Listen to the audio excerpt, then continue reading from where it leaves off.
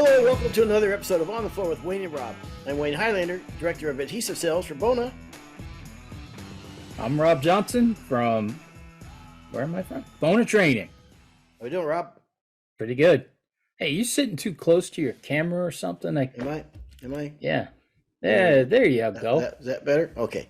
Much All right. better. All right, I thought it'd be more intimate this time with you. That's okay. Oh, right, Rob. Where were you this week, buddy? Where was I? Can't remember where I was.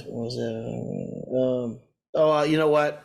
I was in Pittsburgh, and I was going to say this at the end of the show, but maybe we'll talk about it now, or say at the beginning of the show. Rest in peace to Gene Rossi, a great distributor, an icon, hell of a guy, very respected distributor out of Pittsburgh, who passed away a few days ago. We got a chance to go up and see him before he passed away, and he meant a lot to me. He meant a lot to a lot of people. He was a great guy, great distributor, and we lost a good one in our industry. Yeah, we really did. A few years back, I had worked with Gene. Him and I went out and trained maintenance crews for different schools around him because he sold a lot to schools. And him and I went around training guys on the prep system and stuff. And it was such a fun week. I mean, we just had more laughs that week. And he even brought me out and wanted to make sure when I was there that I got one of those Pittsburgh sandwiches. I don't even know what they're called. I think they're just called the Pittsburgh, where they have everything on one sandwich, coleslaw, French fries, and everything. But you know, the other thing about him is every single year he would bring his customers down to Nashville and treat them to a week. You know, we'd always do a school down there, but yeah, he just treated his people like a king. He's going to be missed. He was one of the good ones. Yeah, and a young guy, 67 years old, too young. But what a lot of people may not know about him, I want to see what tournament he won here. I didn't know he was such a pool player. He was an avid billiards player. He won the BCA World Championships with his friends and teammates in Las Vegas just recently while he was sick. Jeez. And won a lot of money. He was a tremendous pool player, very competitive, and super nice guy. So our condolences to his family and friends, and there's a lot of them. So there you go. All right, Rob. We're gonna. You and I talked about doing this episode, and we both said, well, we kind of talk about this delicately. So the topic is like transitioning from a contractor to a sales rep, or being a sales rep. And what we want to be, very mindful of, Rob and I both, because we were contractors most of our lives, that we don't want to be, oh, woe is me, oh, this is a hard job. I'm not gonna. I never tell one of the guys that or gals that worked in one of the toughest trades in America that our job is hard. So, but it's not going to go that direction. So I want people right away to know that. Did you see that? I saw. Yeah. Did you see that? I think hardwood floor guys came in at number 7. I thought it was number 15. Oh, was it 15? Yeah, maybe number 7 if they work for you. Oh, no. Yeah, we'll have your brothers on the show. Oh, we'll see who was number 7. No, we won't. Yeah. At times everything is number 1. Anything top 15. I think anything in the top 15 is unbelievable. So yeah, and what Rob's talking about is some survey came out of the hardest jobs to work with in America, and hardwood floors came in. I thought it came in hardwood floors finishing. I think came in at number 15 on the list. I don't know. I mean, listen, a lot of trades will debate that because anybody doing hard manual labor is going to tell you that their job is the hardest. I've done a lot of hard manual labor jobs in my life. I mean, I've not had very many easy jobs in my life. I ran a jackhammer before in construction. I cut tobacco. which may have been the toughest job I've ever done as a kid. But it's nevertheless, it doesn't matter. It's a hard, hard job. We talk about it all the time. But My shot put coach, he played for the New England Patriots, so he played professional football. Jerry Elliott, he wasn't up there very long, but played at Ohio State. Then he made it to the Patriots. And one day I was just hanging out. We used to just hang out and talk to him and everything. And he said, but now remember, he's a professional football player, a lineman. mm, And he said the same thing. He's had tons of different jobs. Toughest job he ever had, being a mover. no kidding. That's what he said. I go, you played professional football? He goes, oh, God, man, that was easy. Yeah. Compared to being a mover, Wow. professional football was a walk in the park compared to being a mover. I've said it before that a good friend of mine we used to work out together for probably 2 or 3 years, and he was built like Mike Tyson. I mean, he was a bodybuilder. I mean, and he was on steroids, and he was huge. And I hired him. I figured, God, this guy. I mean, he's stronger than this, man. The guy's gonna be great. Right. And I think I don't know if he lasted a week. If he did, it was just around a week. When he told my brother, he goes, I ain't doing this, man. It's too hard. And we thought he was joking. My brother told me, and I started laughing like he's joking, right? He goes, no, he quit. He's just not gonna work. He doesn't want to work this hard. And we were installing, and he's humping wood upstairs, like we all were, no different than the rest of us. We didn't give him, because you're a bodybuilder, you're doing this. He just had to fit right in with the crew, and it was too hard.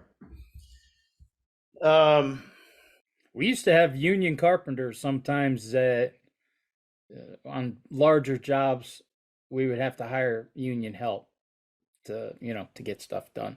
And back then when we were nailing up lanes by hand, before we were using the synthetics and everything where they all come pre-made, but nailing by hand, you ever see the hardened steel screw nails, right? And going through maple, your hand nailing through inch thick pieces of maple. And it was pretty funny because if you hit one the wrong way, they would just start flying all over. I mean, you could kill somebody with these things, right? Mm-hmm. And but carpenters, union guys are used to common nails and a nice stud, right? Sometimes they would not come back from lunch. They'd go to lunch and that was it. They weren't coming back. We used to go through tons of union help when we were doing that. Yeah. I worked as a carpenter 4 years as an apprentice carpenter until I turned out as a journeyman. And there's hard parts of being especially it was all commercial work. There's hard parts of doing that job, but there's a lot of standing around. You're not bent over all day or on your knees all day and up and down 1,000 times. You're not walking as much as the guy is behind a machine, pulling a 200-pound machine. And I was in the laborers union, which was a very tough job, especially the guy I worked for and what we did.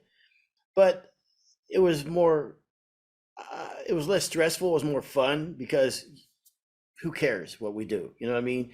You know what I mean? Where it's almost being like playing in sports, because you're outside, you can't hurt nothing. You're all pretty much everybody who's there. You're I'm not gonna say you're an athlete if you're doing that, but you're pretty. It's that whole environment in construction. If you can't hang, I'll tell you what, if you got any softness about you whatsoever, you would never last in construction. I don't. Maybe today is obviously different, but man, it was brutal. It's not so much the work. The work is hard too, but you got to be able to put up with a lot, man. And if you can't hang with being made fun of or whatever, or just that environment, man. If you can't hang in that environment, you're not going to last. But you can't be a counter puncher. You got to throw the first hit. You got to throw the first punch. Yeah, and that makes your life so much easier. There's less stress than there is a hardwood floor guy because it's construction. Like I said, it was it's break a shovel or whatever. You know what I mean? It's there was nowhere near as much stress. So on to being a sales rep. You and I both transitioned into being a sales rep, and the reason why we kind of talk about this is because in our travels, a lot of times you hear people say, yeah, I'm thinking about being a sales rep, or I would like to be a sales rep, or what have you. So we thought, well, you know what? You and I both transitioned from being a sales rep, and what is our experiences like making that transition? So maybe thought we would talk about that. And because, look, some guys say, like my wife, was telling you the other day, my wife said, there's no way in the world I would be in sales. I just thought I couldn't do it, wouldn't want to do it, have no desire to do it. And there's people that would, for good reason, would never want any part of it. And there's some people that, like I had a lot of, what I thought the job was and what it actually is two different things, in some respects. So. Oh yeah, that's why I'm glad we because I was just my notes were all I was gonna look into reading some articles and everything, and I said, oh wait a minute, I remember what I went through starting out, so I should have wrote an article. There's a lot of misconceptions that, and I didn't read any. You didn't have to read anything, and I don't have to read anything. We just talked about our no. own, Once I started writing stuff down, I was like, oh yeah. And then there's that and this and that. Mm-hmm. Yeah, Mm-hmm. absolutely. I've always said when you're a contractor, when you talk about stress level, when you're a contractor, let's say you're going along and things are humming pretty good. You know what I mean? And there's every job's got a certain amount of stress level, but it's there. It's like a low hum or whatever. But then there's massive spikes, like the finish isn't drying. And you have to get it done today. They're coming home today. Like that's a massive strike in stress. How am I trying to say? Spike. Thank you. In stress. Or you see, I pay attention to you. Yeah, I know you do. You don't think I pay attention to you, but thank you, Rob. I pay attention. Yes, you're right. Massive spikes. Let's say you stain the floor today, you feel great, you got the floor stained, you come home, you're watching TV, and you get that phone call or that text message. I don't like the color, I hate the color, that's not the color. Like that's a massive spike in stress, okay? You don't necessarily get those in sales. It's been my experience. But there's a steady stress level that doesn't ever go away, and that is the number. The number. You are responsible for a number. The number. And nothing else matters. The economy doesn't matter. Nothing matters. That's that number. You got to hit that number. And here's what I equate it to. Just like if you hired a journeyman floor guy to work for you, and he shows up on day one, and you realize he's only getting like 80 square feet a day installing. You're not going to keep that guy around. And if you're in sales, you're not going to keep a guy around that doesn't sell. And there's stats, everything is documented. Everything is it is all out there for the world to see in your company you work for. Everything is a stat sheet. So you're responsible for that. That is your number. That is your responsibility. Nothing else matters. When you said nothing else matters, the first thing that hit my head, like the economy's bad, or the weather's been bad, guys can't work, so they can't buy fin, all that stuff. All I could think of was the movie Goodfellas. Remember when Paulie bought into the restaurant? Yes. And then yeah. Henry was doing you didn't make sales? F you, pay me. F you. Yeah. Oh, the economy's bad? F you, pay me. Yeah.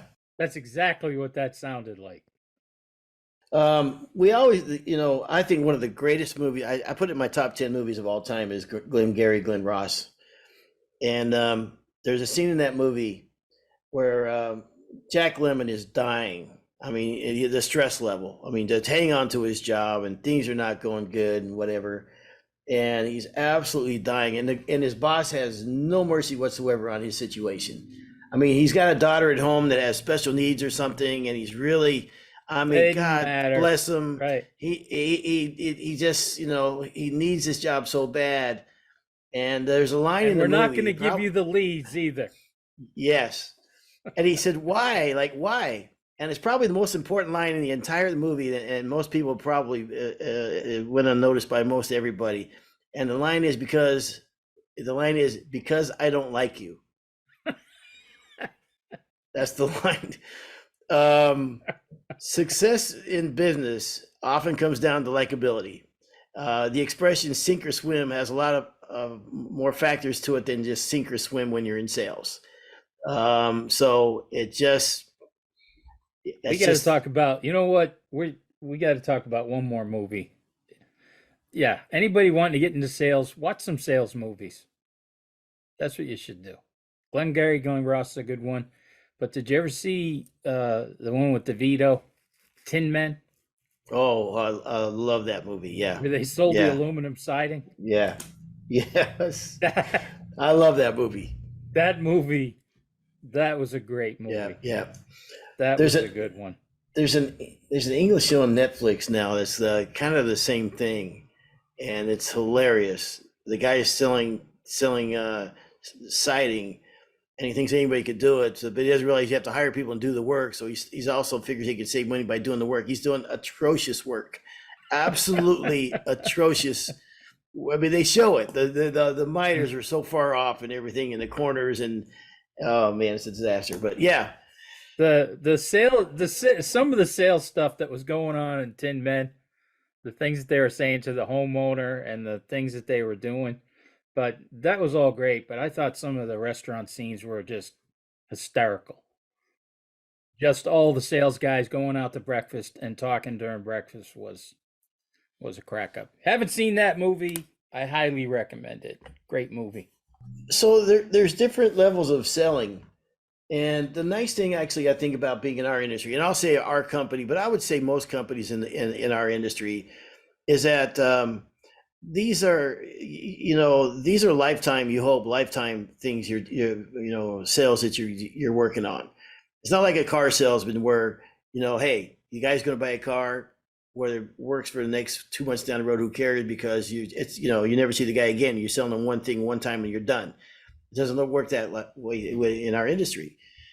And the nice thing about working for Bona, and it's not a Bona commercial, but I tell my guys, and I think you feel the same way. We don't have to win every battle, and we don't have to, you don't have to please everybody. I think you just put the product out there and say this is what the product does, and be honest and genuine about the product. And some guys will resonate with it, and some guys won't.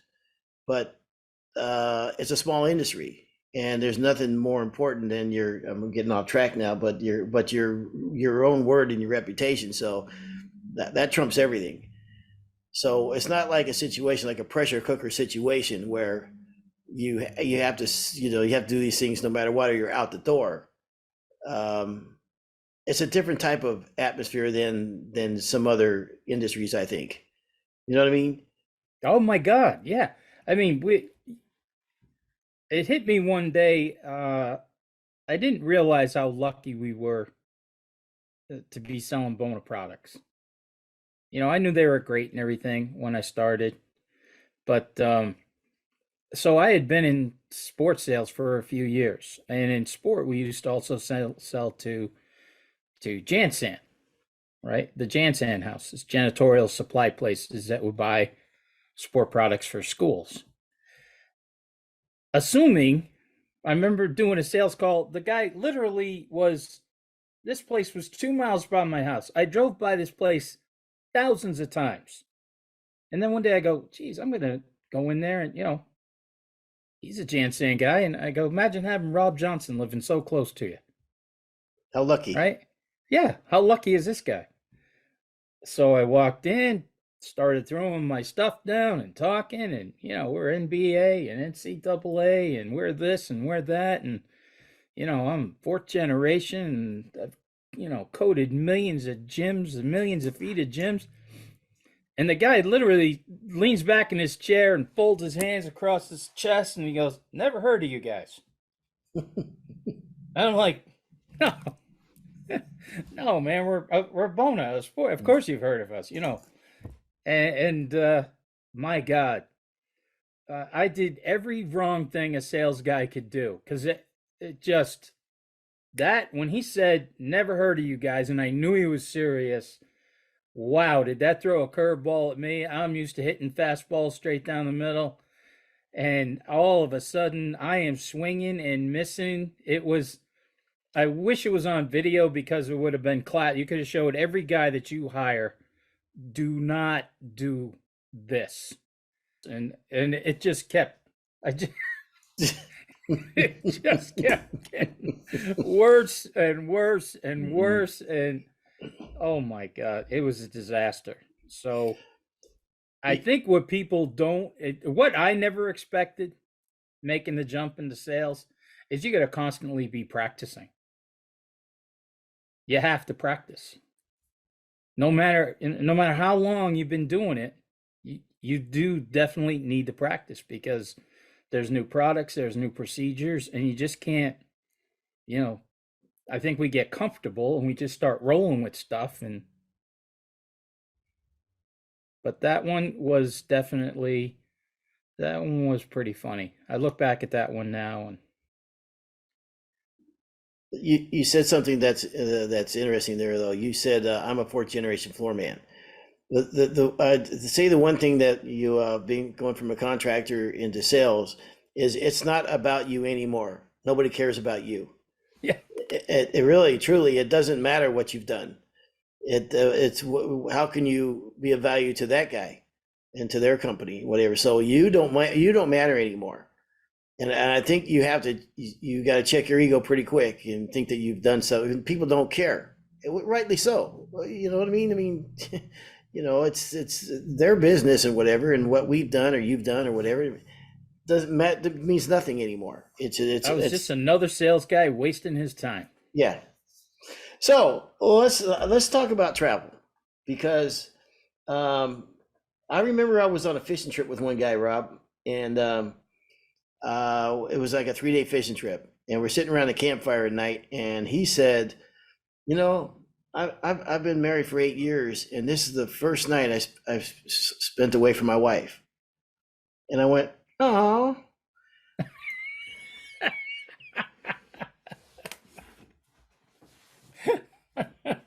But he was a pretty big guy, so I had to act like you were coughing. Yeah. That's so sweet. There's the amount of time away from home is, I think, really surprises a lot of people, and there's a deal breaker for a lot of people, and people with young kids and what have you. And I think that cannot be overlooked. I got into sales game later in life, the sales business later in life, and I think you did too. We already had Mike. I don't have any kids. Your kids were already pretty much grown, I think. But I think they were all young. So you're just a negligent father. I did things that no, I wasn't negligent. You got to make up for it, though. Yeah. You got to make up for it. One of the things that, and this is, believe me, I'm not telling anybody what to do, but there were certain things that when I went on the road and golf, I had to give up golf, motorcycles, things that you do by yourself on the weekends. Now you got to spend that time with your family because you're gone so many days out of the week. That was my thing. Yeah, well, what's changed for me is I travel so much now is when I am home, I do more things with Judy. Yes. When I'm home, listen, I also, it depends on your relationship with your spouse too, because we've probably all been out with guys when we're at work or whatever, and they take a call from home, and it's man, I don't know how you can do that and be on the road and you have such a needy spouse or whatever, you know what I mean? That's calling all the time. I don't know. It's something that it should, during the job interview, somebody somewhere down the line should probably interview the guy's wife or the person's wife. Yeah. The spouse, right? If you're going to go on the road, because everybody says the same thing. Everybody I've ever talked to But you ask a guy, oh, how are you with being on the road? Oh, no problem. No problem. Yeah. Oh, I love travel. Oh, okay. Can I get your You? wife's number? How about the wife, the kid? Let's bring everybody in. Yeah.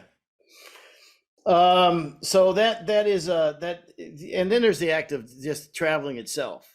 Today is and again, I cannot stress enough. We want to make it so clear that we're not saying, oh, woe is us, because we understand the other side of the business too. We totally get that too. But again, for people that, because we do get, I probably every year I probably get 3 or 4 people or more come up and ask me about it or whatever. And I know seems like every sales rep does.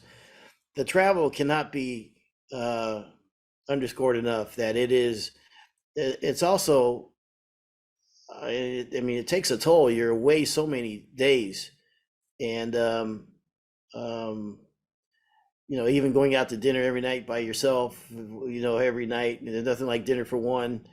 But actually, it's easier now that we have cell phones and whatever. You can be at a restaurant and be less. It's nothing like when the guy. I don't think I told you in Texas. I was in Texas recently.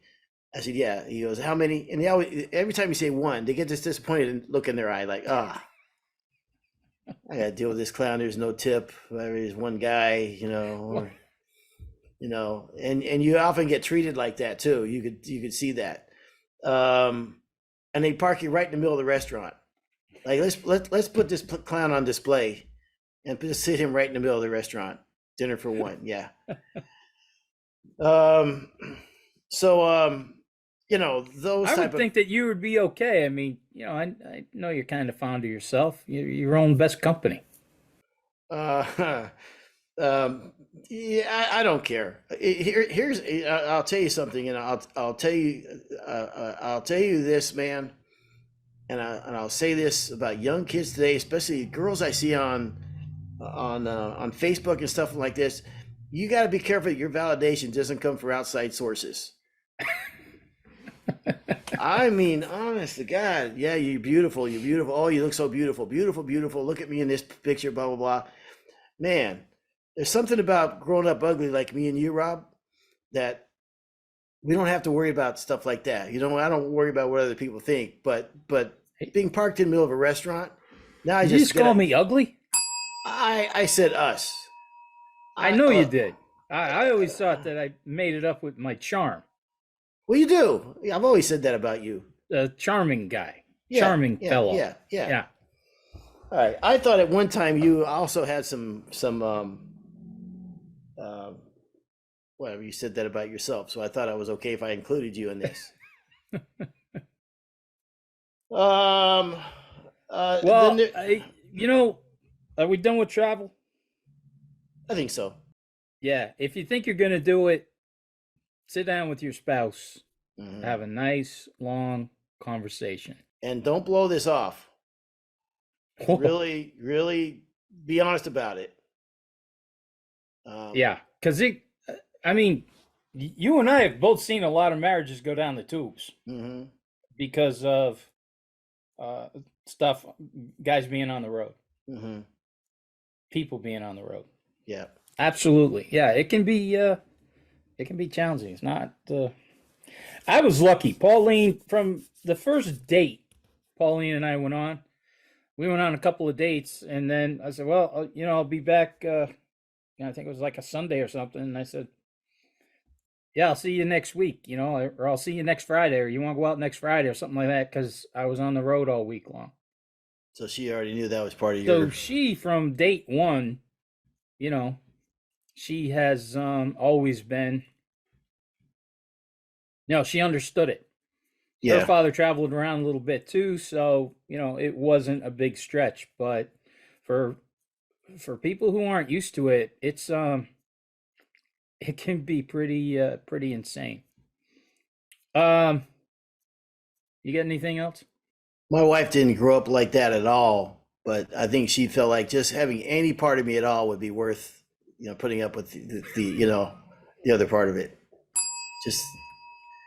That was a quiet bell. Did you hear? Yeah, was that quiet? It was a very soft, understated bell. That was a quiet bell. That's for that listener, that anonymous listener. That guy Mm. Didn't like the bell that See, every voice matters. You know, we listen to them. we tried to. Selling for a living is another. You think about selling for a living, is you're having to change buying practices sometimes, change habits, buying habits, and persuade people, and put yourself out there in front of people, and that's not for everybody. As I said, my wife said, nope, I couldn't do that for I know a lot of people that say, nope, I just couldn't. And we also hired people that were not from the sales industry that came into sales and in a very short amount of time go, no, that's not for me. And especially, I see this with guys that are studs. If you're a stud flooring contractor, a lot of times what happens is people are chasing you all the time because you're the guy, right? So people are always chasing you and want to use the products and everything like that. And then you go to work as a sales rep, and now when I go back to that part, all that stuff that you did before doesn't matter anymore, and now you got to chase other people. And sometimes that is not comfortable for people, and it doesn't work out really well. Yeah, think about it. You go back to. I always like to go back to Wayne Gretzky. I'm a Bobby Orr fan, but I guess you got to give it up. Wayne Gretzky could be one of the greatest hockey players of all time. One of the greatest hockey players of all time. So you could be one of the greatest floor guys of all time. And I know you're thinking, yeah, I know. I am. Thank you. I know that's what you're thinking. That's okay. You're good. But that doesn't mean you're going to be a good coach. Yeah. Wayne Gretzky was a terrible coach. Horrible coach. Ended up being a pretty decent general manager, but they're still having it. But you know what I mean? It's completely different. And, playing hockey and coaching hockey are completely different things, where laying floors or sanding floors is a whole hell of a lot different than selling. Yeah. I mean, really, they really have nothing to do with each other. Yeah, it's great that you have the background, you have the knowledge, but it's a completely different thing. Yeah. And you're also going to have to deal with a lot of rejection. Again, going back to me and you, in life, we're built for rejection. Nothing to it for us. You just keep asking girls out. That's what I've been Yes. telling anybody, young kids I talk to now who are in high school. Ask out 1 or 2 girls a day. Don't mess around Yeah. waiting a month. Mm-mm. 1 or 2 a day. Okay, get lots of hooks out there. Pretty soon, rejection means nothing to you. Rejection is not Yeah. you bob and weave with it. Yeah. But if you're holding it to once a month, that's tough. Yeah. I've been kicked out of stores before, retail stores. Just flat out get out of here, blah blah blah. You don't have an appointment or whatever. You're just too busy. Leave. And so let's face it, some people just don't like salespeople, and so Can you think of one specific one that just shocked you? I got a real good one. Yeah. I want to hear yours. I know we could both go on forever, but I got a pretty good one. Well, okay, I've got a few of them, but I'll say one that actually, and this is a lesson for people because it actually turned into a hell of a win. But I went to one, and they're in our industry, but they're more on the Jansen side of our industry, okay, on the West Coast. And when you go in there, there's a lady sitting at the front. You can't get past her, and she's an older lady.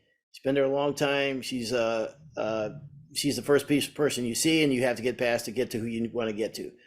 I came in there at the time. I wanted to show them a piece of equipment that we sold. It was not Bona at the time. Okay, it was another company. We had a piece of machinery that I wanted to sell in the Jansen world. Okay, so I went to her and I said I would like to. She stopped me right there. She said, "You have an appointment?" I said, "No." She goes, "You dismissed. You can't. Nope, no interest." I said, "Okay, can I make an appointment?" She goes, "No, we're not interested." I said, "Okay." I came back like 4 or 5 weeks later. I said, with another, I said, ma'am, I'd just like to, if I could just, nope, nope, nope. We're not interested. Thank you very much. Please don't waste our time. Okay, fine. I come back a third time.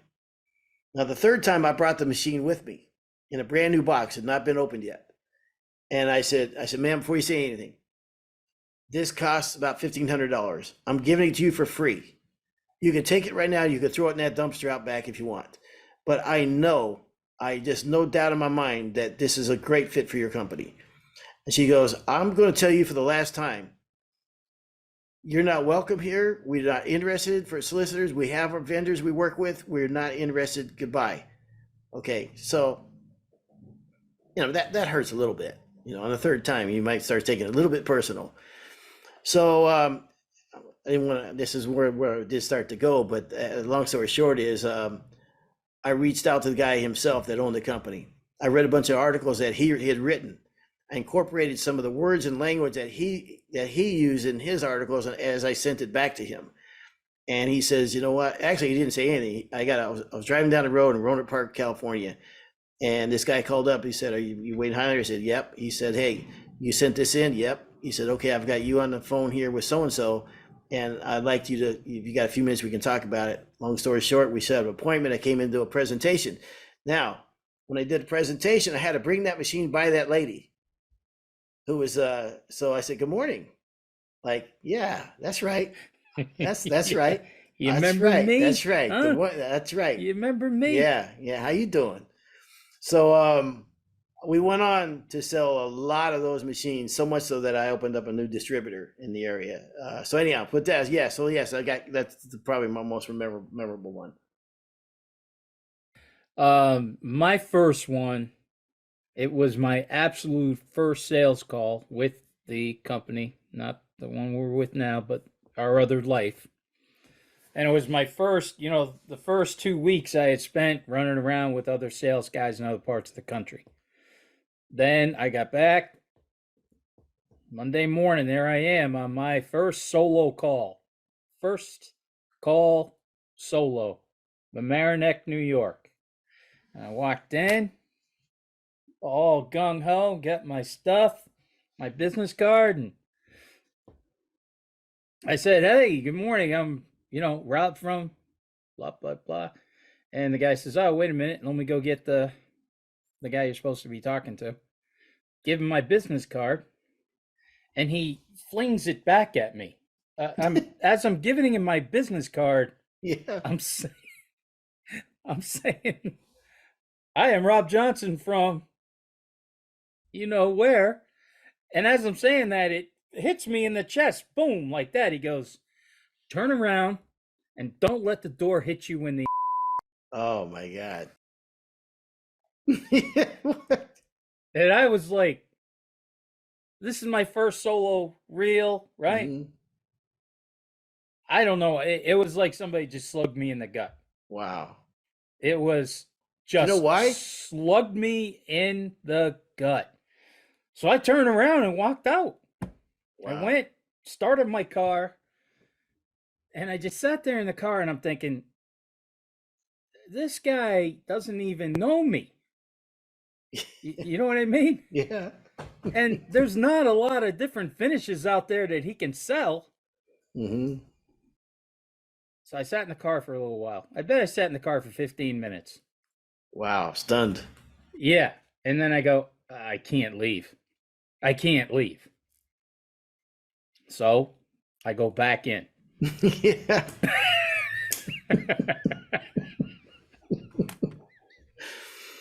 And the guy at the counter, the first guy I come in contact with, he sees me and he just lets out a little chuckle, like, ah! He goes, "Wait a minute." Now the guy comes back, and he's not an older guy either. I mean, I don't think he's much older than I am, right? Hmm. And now the guy comes back, and he is fuming. I mean, fuming. Yeah. So I said, "Look, I don't know what's going on. Okay, I don't know. You don't know me. I don't know you." I said, "But did you have issues before?" Hmm. And when I said, "Did you have issues?" then the guy that I was replacing, he just went up one side of him and down the other. What a horrible human being this guy was, and blah blah, the whole deal. That's when I learned too that it was a lot easier to follow somebody that everybody hated Yeah. than it was, like who's going to follow me or you, Right? That's you had to have Jeremiah come in, right? It took a couple of months, but eventually I won him over. The charm, you can't, Of course, yeah, you can't, absolutely. The Rob can't Johnson. get away from the charm. But boy, I made a great decision that day not to drive away. If I had driven away, Yeah, that could have never. So as pissed off as the guy was that I came back in, which I, down inside, I was like, well, I really have nowhere to go but yeah, up. yeah. But you realize they can't beat you up. He probably could have kicked my ass too. So, which brings us to the next thing is presentations. Oh, And you talk about horror stories, and yeah, I've had some bad ones. I've had some bad presentations, and I've seen some brutal presentations where you just, and anybody who ever watches a sales guy just crash and burn, it's bad for the whole room. I mean, there's nobody in that room feels good about it. You know what I mean? I mean, it's uncomfortable to watch, and it's uncomfortable to be the guy that's crashing and burning. And I've been on both sides of it. oh, it's uncomfortable to watch, but it's 10,000 times more uncomfortable Oh yeah. standing up there. I was working for the year between being the company I work for now and the company I worked for in the past. I worked for a distributor, and a lady asked me to do a presentation.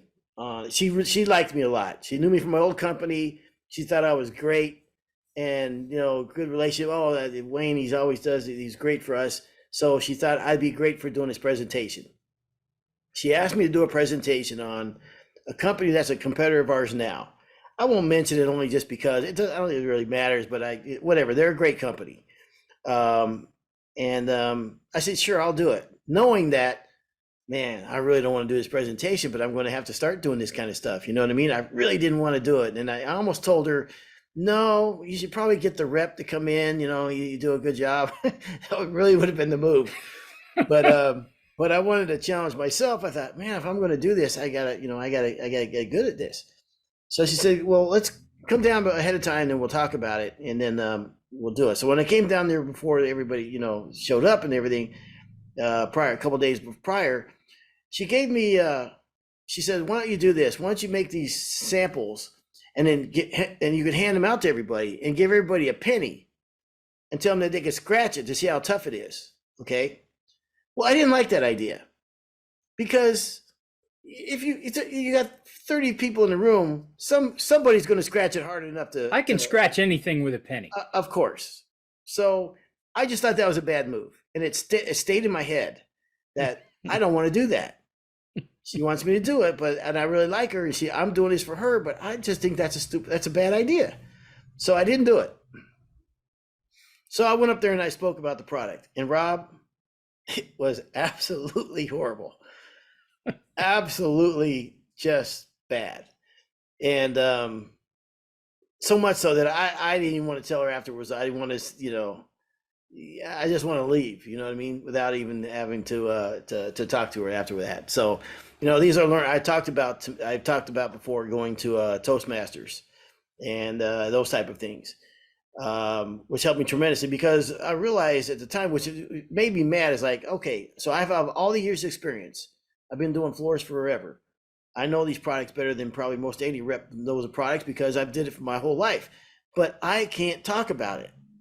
And if I can't talk about it, and I'm up there and a guy who's been who's a sales guy, but he's never been in, he's never been a floor man. He's been a sales guy for 2 years. They say, well, who's the guy? They're going to point at him and not me, because I don't know how to talk about my product. You know what I mean? Or I'm too uncomfortable, or I don't get, you know what I mean?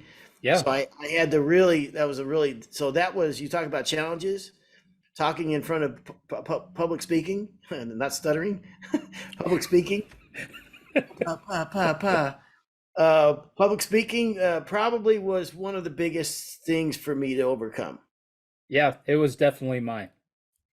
When And they say, it was something that I had seen other people doing. I had been to some schools and NWFA stuff, and I saw the guy that I originally started working for. I saw him get up and talk in front of big crowds when we would go to bowling alley conventions and everything. And man, I knew him. I was good friends with him, and he just made it look effortless, like there was no big deal. You know what I Mhm. mean? Like a almost like a stand-up comedian just can go up there and just. And then I did it. Oh my God. I literally thought I was going to pass out the first Yeah, time I had to do it. And you think you're prepared with knowledge of, product knowledge and everything, but no, there was a whole different, I think I've mentioned on the show before, I didn't do Toastmasters, but I took like a 4-day course down in Manhattan that cost, I think it was like 3 grand. And as soon as you walked in the room, they started taping you, and everything you did was on video, and then everything was critiqued, and then they repaired you from there. But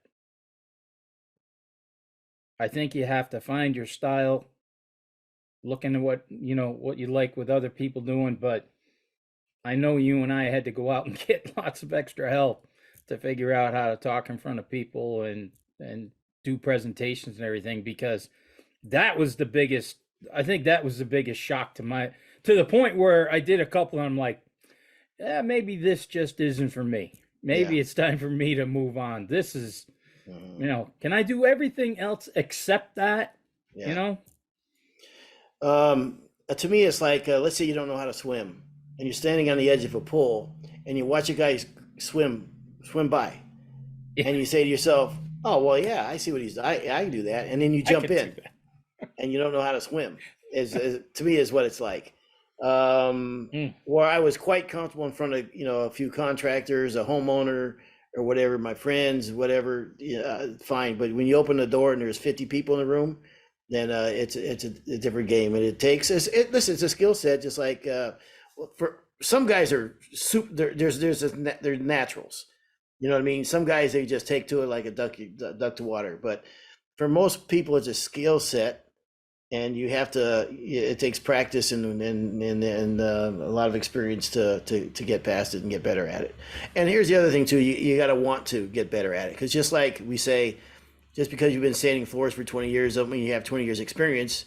Maybe you're doing the same thing over and over that first year, for 20 years. The same thing in sales. If you don't want to get any better, if you don't try to get better and work on things, like you said, you have to practice. I think you absolutely do. So I mean, one of the things that I learned from taking that course was when you're practicing, you're standing up practicing in front of a mirror. yeah, You're not just sitting down reading it. You're doing it to yourself. And I know it sounds ridiculous, but it was shocking how much better you can get. It's a different type of practice. you're so right, because the difference between, let's say you have a presentation to do, and reading that presentation 20 times to yourself, just reading it, thinking, okay, yeah, I got it, is completely different than reading it aloud. It's a whole different thing. Yeah, Right. you don't think it is, but it is. Yeah. You might So know the words to the song, yeah, but can you still got sing? yeah. You still got to sing it. Then there's the other thing too, is we'll just call them hecklers. um, I was in Chicago one time, and they flew me there to do a rolling demo, because the rep in the area he was an old school rep, super good guy. He was way better in most every other thing than me, but he wasn't a hands-on guy, and he didn't know how to roll. So he said, can you come out to Chicago and I'll do all the talking and everything, but I just want you to be able to roll the product. I said, yeah, no problem. This guy would not let him go. There was a guy in the audience that would just not let this guy go, man. And it was brutal, to the point where I wanted to fight him. I mean, I'm like, I'm done now. You know what? I'm done talking. And it's not even my fight, man. He's talking to the other guy, but it's like, all right, enough is enough, man. This is gonna have to end one way or the other now. And it just kept going and going there is, there's that. And there's also people that are not from our industry. A lot of times contractors are intimidating. You know what I mean? Contractors can be very intimidating. They're good at what they do. They're no BS guys, a lot of them, and they're very serious people, and this is their livelihood, and they're damn good at what they do. They don't suffer fools very easily. They want answers and whatever, and they're entitled to them, and sometimes you get put on the spot, and that's okay. That's part of it comes with the territory, but that's very difficult for a lot of people to handle. So they're both great. I'd love both, but becoming a salesman is different. It's just a different thing. And like I said, I could do either. I love doing what I'm doing now, especially with training. I mean, that's just, I got a great gig going. I love it. But yeah, I mean, for guys who are looking to make that transition, there's a lot to think about. It's a great transition, but it is completely different than what you're doing now. And I also will say this, is that when people ask me about becoming a sales rep that are floor guys, I tell them this: wait till you get all the flooring out of your blood. Wait till you because for me, the first year of doing this was like a death in the family to me. It was like a piece of me was missing. As much as I liked my job in sales, when I went to do that, I miss being a floor man. And you still part of you, if you haven't got it out of the system that you still want to sand floor, you still want to install floors or whatever, that's tough because, I mean, for a lot of floor guys, your first year, 3 years out, whatever, like I'd see a 1,000 square foot job, and I think to myself, man, I could crush this job, man. Man, this would be a lot of money, man. This is, you know what I mean? But that's not you anymore. You know what I mean? Yeah. So you have to get all that out of your system, because if not, because you have to realize that's not your job anymore. That's not who you are anymore. Those are skills that you have that can help you in your next job. But I've seen exceptional floormen do that failed in a sales role. And I've seen guys, salesmen that have never been floormen, that are great sales reps. They return phone calls and they know their product line, whatever. They understand what they don't know, and that's important too. I tell sales guys, don't ever BS a floor guy. They'll smell BS a mile away. You know what I mean? If you don't know, say you don't know, and get an answer. But you can't. This work is too hard to do twice.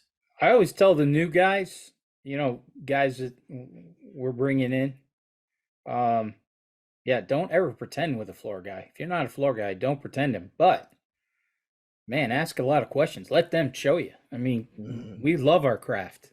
Yeah. And we can't wait to show somebody something or teach somebody something. So that's what I've always told the new guys who didn't have a flooring background, who are getting into the job, is, especially, a lot of the kids that I work with over at training, same thing. I said, don't try to be a know-it-all with these guys. Ask them. I said, because they love the craft and they love showing the craft. For God's sakes. I had a sales guy tell me that yeah, no, I sand floors too. Yep. And I was out on a job with him. Wasn't even the job. It was like a demo warehouse, whatever. And he took 3 steps behind that sander, and in 3 steps I went, nope, ain't a floor man. Not even close. Nope. And you telling me you sand floors? Don't do that to people. Don't tell people you sand floors. So that's it. And again, that's just some of our experiences transitioning over to a sales rep. And I was still passionate about my job as a hardwood floor contractor. I loved every bit of it, man, every bit of it. They're both just 2 different jobs. So there you go. Thanks for everything, Rob. Again, your limited input is always welcome. This has been another episode of On the Floor with Wayne and Rob. Please stay tuned for another episode.